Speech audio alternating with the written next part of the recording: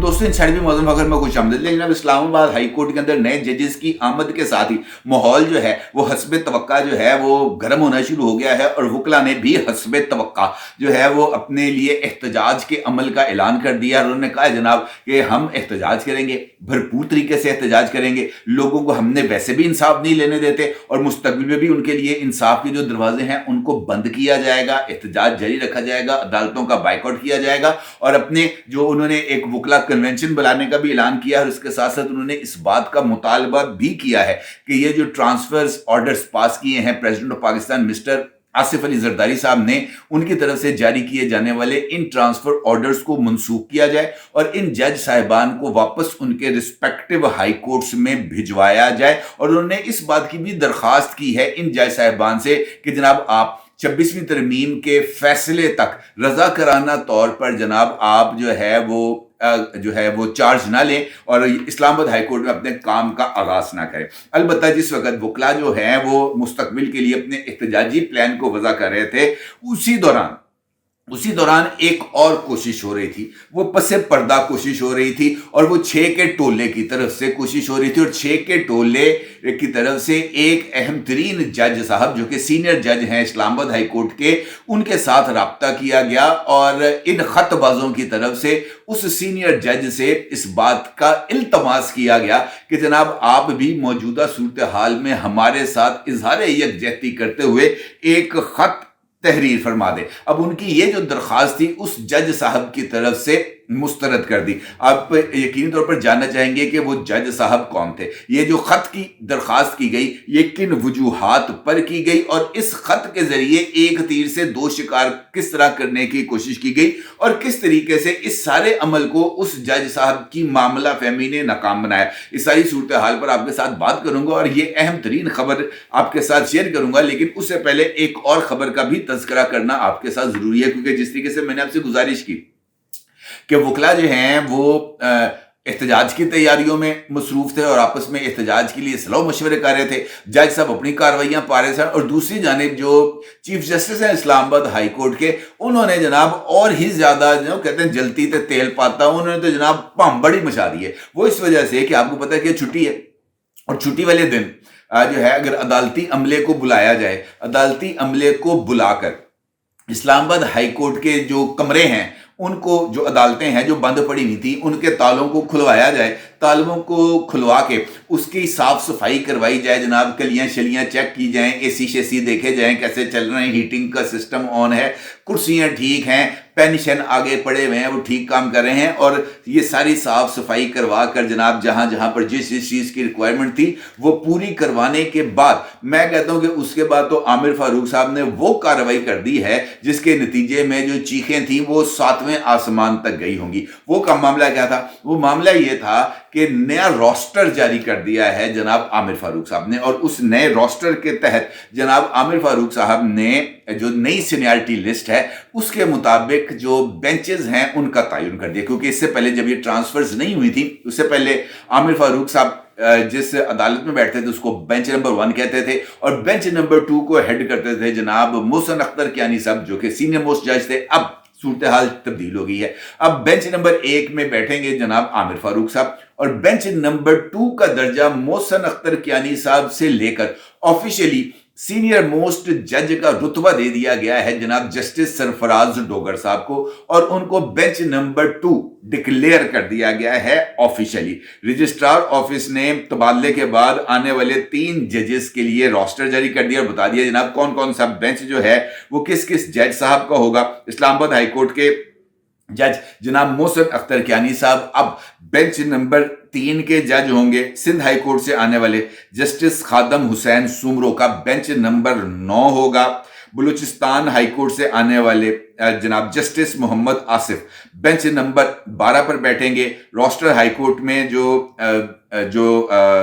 Bench बनाए जाते हैं वो जो है वो मशवरे के साथ और बेंच नंबर 2 सीनियर जज होता है। इसी तरीके से ये जो हैं बाकी जो जज साहिबान हैं वो अपने अपने जो उनका पहला जिस तरीके से अब उसी तरीके से उनका भी जो बेंच है वो एक एक दर्जा नीचे आता शुरू हो जाएगा। लिहाजा ये ऑफिशियली इस बात की अनाउंसमेंट हो गई है कि जनाब आमिर फारूक साहब सीनियर मोस्ट वो जो चीफ जस्टिस हैं, और उनके बाद जनाब सरफराज डोगर साहब सीनियर मोस्ट जज हैं, और इन्होंने कल बरोज सोमवार अपनी अपनी अदालतों में बैठकर इन्होंने जनाब काम का आगाज कर देना है। अब जैसे जैसे ये काम का आगाज करेंगे तो फिर देखना पड़ेगा कि कल इस्लामाबाद हाई कोर्ट के जज साहिबान उनको किस तरीके का वेलकम करते हैं, क्योंकि वही वेलकम से पता चलेगा कि जनाब उनके लिए आगे का रास्ता आसान होगा या आगे का रास्ता मुश्किल होगा। इसी तरह ये जो है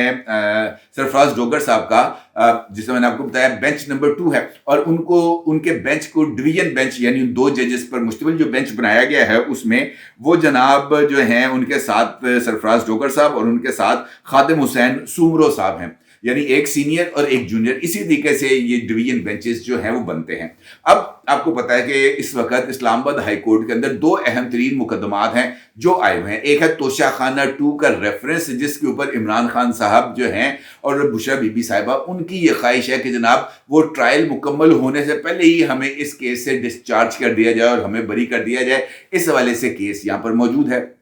दूसरा अहम तरीन मामला है 190 मिलियन पाउंड्स केस के हवाले से, और वहां पर जो इमरान खान साहब को सजा हुई भी है। ये जो तोशाखाना 2 का मामला है ये गया हुआ है जनाब जस्टिस ये जो है इनाम अमीन मिन्हाज साहब के पास, और अभी इस पर जो है ना अब जो सजाओं वाला मामला है उस पर एतराज़ात लग गए थे, एतराज़ात दूर हो गए थे। अब एतराज़ात दूर करने के बाद दोबारा जो है वो केस को फाइल कर दिया गया है, और इस केस ने अब या तो बेंच नंबर 1 में लगना है या बेंच नंबर 2 में लगना है। अब अगर ये बेंच नंबर 2 में लगेगा तो बेंच नंबर 2 के अंदर मौजूद हैं जनाब सरफराज डोगर साहब और उनके साथ मौजूद हैं जनाब खादिम सुमरो साहब, और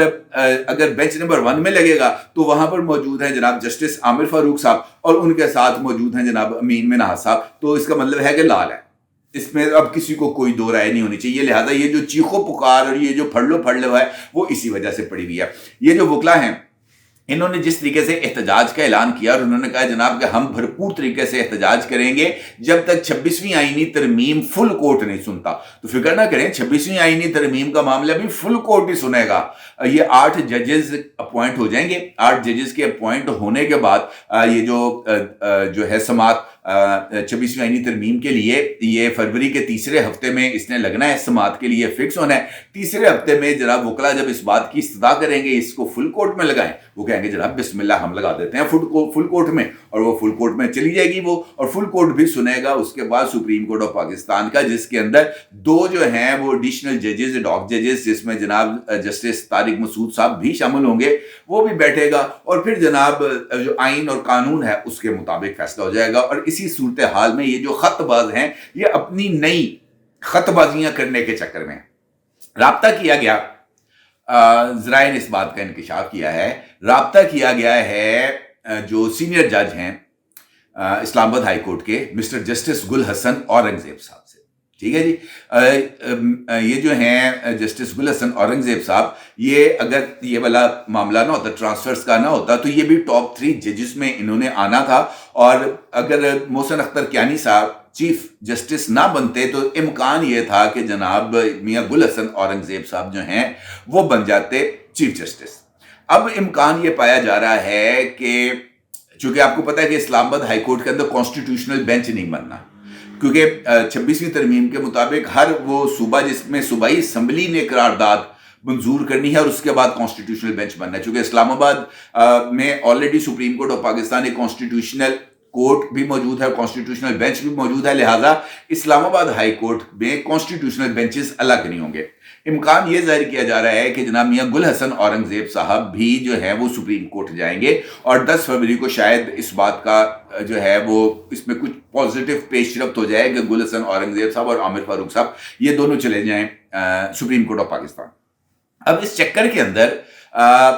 चूंकि उनको ये बात बावर कराई गई मियां गुल हसन औरंगजेब साहब को कि जनाब आपकी भी चीफ जजी घुस गई है, लिहाजा जिस तरीके से हमने खत लिखा था, वैसे ये भी इंपॉर्टेंट बात है कि 7 जजेस के नाम, ये जो भी रिसेंटली खत नहीं लिखा था जनाब मोहसिन अख्तर कियानी साहब ने, उसमें 7 जजेस के नाम लिखे हुए हैं और 5 जजेस ने उसके ऊपर दस्तखत किए हुए हैं। जस्टिस अरबाब ताहिर साहब और जस्टिस गुल हसन औरंगजेब साहब ने